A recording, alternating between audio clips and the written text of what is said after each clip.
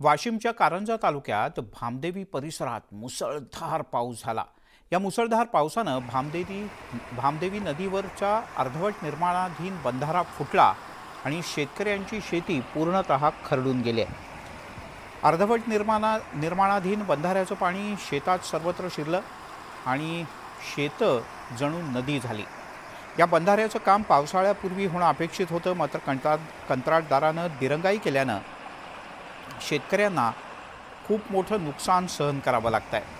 शेतजमीन पूर्णतः खरडून गेल्यानं आता पेरणी करणं शक्य नाही, त्यामुळे संबंधित कंत्राटदारावर कारवाई करून नुकसान भरपाई मिळावी अशी शेतकऱ्यांची मागणी आहे। किशोर गोमासे आपले प्रतिनिधी आपल्यासोबत जोडले गेलेत। किशोर, किती भागात याचा फटका बसलाय, किती शेतकरी आहेत हे, आणि प्रशासनाकडून कोणी पाहणी करून गेलं का नाही गेलं?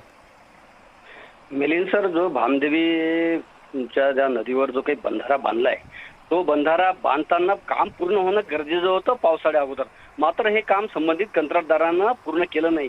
हे काम पाहण्याची जबाबदारी जलसंपदा आणि जलसंधारण विभागाची असताना अधिकारी मात्र अशा बाबीकडे दुर्लक्ष करतात आणि याचाच फटका त्या जो काही बंधाऱ्या फुटल्यामुळे ज्या परिसरातील शेतीचं नुकसान झालं त्या शेतकऱ्यांना झालंय। कारण मोठ्या प्रमाणात नुकसान झालं, जे काही शेती होती ती पूर्णतः मातीसह खरडून गेली आणि काही शेतकऱ्यांनी पेरणी देखील केली होती, त्यामुळे त्यातील जे काही बियाणं आहे तेही त्या मातीसोबत वाहून गेलं, त्यामुळे शेतीचं प्रचंड नुकसान झालंय। आणि हे जे काही शेतीचं नुकसान झालं यासाठी त्या परिसरातील शेतकऱ्यांनी कंत्राटदारावर कारवाईसह भरपाईची मागणी केली, कारण आता या शेतकऱ्यांना या शेतीमध्ये पुन्हा पेरता येणार नाही। मिलिंद सर, तुर्तास धन्यवाद किशोर या सगळ्या माहितीबद्दल। 2 दिवसाच्या विश्रांतीनंतर रत्नागिरी जिल्ह्यातल्या खेड परिसरात मुसळधार पाऊस सुरू झालाय। या पावसामुळे खेड शहराच्या मुख्य बाजारपेठेत सर्वत्र पाणी झालं। गांधी चौक या मुख्य भागात गटारं तुंबलेत, त्यामुळे पावसाचं पाणी झपाट्यानं वाढलं आणि काही दुकानांमध्ये शिरलं। यामुळे या भागात पूरसदृश्य परिस्थिती निर्माण झाली। आपण ही दृश्य पाहतोय रत्नागिरीच्या खेडमधली बाजारपेठेत पाणी साचलं। प्रामुख्यानं गांधी चौकात मोठ्या प्रमाणात पाणी साचलं। चंद्रकांत बनकर आपल्यासोबत जोडले गेलेत, आपले प्रतिनिधी। चंद्रकांत, पाऊस आता थांबलाय का आणि प्रशासनानं आता काय तातडीच्या उपाययोजना सुरू केल्यात?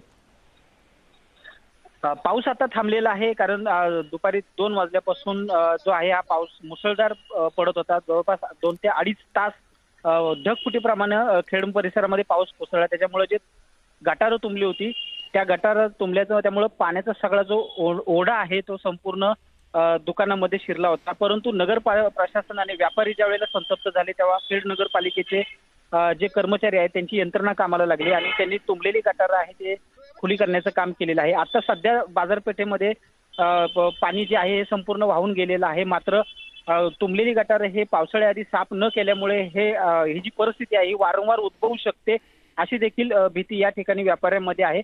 महत्त्वाचं म्हणजे आता पावसाने विश्रांती घेतलेली आहे, मात्र 2-2 तासाच्या अवधीनंतर मुसळधार पाऊस सुरू आहे।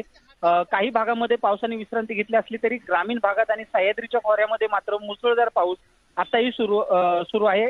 आणि एकंदरीतच आता आजच जिल्हाधिकारी यांनी या ठिकाणी खेडमध्ये येऊन, जिल्हा पोलीस अधीक्षक असतील त्यांनी या ठिकाणी येऊन संपूर्ण आढावा जो आहे हा खेडच्या परिसराचा। चंद्रकांत, आपण अपेक्षा करूयात की प्रशासन थोडं सतर्क होईल आणि अशा प्रकारे जास्त पाऊस झाला आणि शहरात गटारं रस्ते तुंबत असतील तर ते तातडीनं मोकळे केले जातील आणि आवश्यक ते इशारा नागरिकांना दिला जाईल। तिकडे चिपळूण तालुक्यात तिवरे गावात धरणखोरे परिसरात ढगफुटी सदृश्य पाऊस झाला। सलग 2 तास तुफान पाऊस कोसळला आणि या पावसामुळे नदी नाले तुडुंब भरलेत। 2 तासांनी पाऊस थांबल्यानं नागरिकांनी सुटकेचा निश्वास सोडला। साधारण 10 वर्षांपूर्वी याच परिसरात असाच मुसळधार पाऊस झाल्यानं तिवरेमधल्या भेंदवाडी इथलं मातीचं धरण फुटलं होतं, त्यामुळे मोठी जीवितहानी आणि वित्तहानी सुद्धा झाली होती। यामुळे मुसळधार पाऊस पडल्यानंतर इथले ग्रामस्थ भीतीच्या छायेखाली राहतात। आपण ही दृश्य पाहू शकतो आणि या पाण्याचा जो वेग आहे त्यावरून आपल्याला कल्पना येऊ शकते की अवघ्या 2 तासात चिपळूण तालुक्यात काय पद्धतीचा पाऊस तिवरे गाव आणि परिसरात झाला असेल।